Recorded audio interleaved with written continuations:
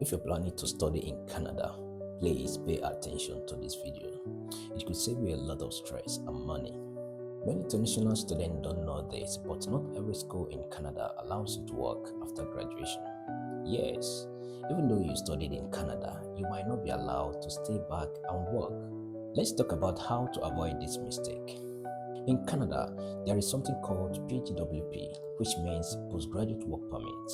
It's a type of work permit that allows international students to stay and work legally in Canada after finishing their studies.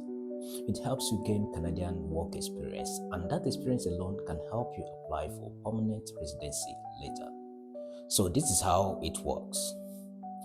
If your course is 1 year, you can get up to 1 year PGWP. If your course is 2 years or more, you can get up to 3 years PGWP. Please be aware that you can only get this work permit if you study in a school that qualifies for PGWP. Now here is where many people make a mistake. They apply to a school in Canada thinking all schools are the same. But in reality, not all Canadian schools qualify for PGWP, even though a school might be approved to admit international students, but it might not be approved for work permit after graduation. That means you can spend millions of naira studying in Canada, and after your graduation, you'll be told, sorry, you are not eligible to work in Canada.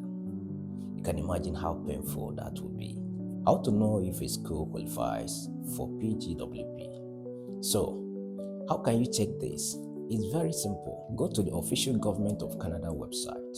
Search for Designated Learning Institution List, or just type DLI list Canada on Google. Then choose the province where your school is located. Find the school name and look at the last column that says offers PGWP eligible programs. If it says yes, then it is safe, but if it says no, don't apply because that school's graduates can't get a postgraduate work permit.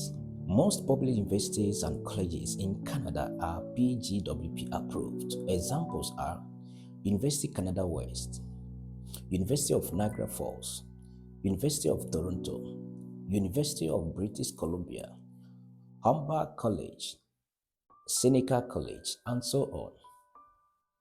But some private colleges are not approved, especially those offering short certificates or diploma programs. Always check before you pay your school fees. Then what happens if you attend a non-approved school in Canada? If your school doesn't qualify for PGWP, here's what happens after your graduation. You can't apply for a postgraduate work permit.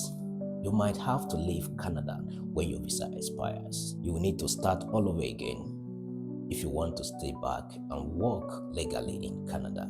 So please don't rush to apply just because the school fees looks cheap or the admission came quickly. Cheap mistakes can be expensive later.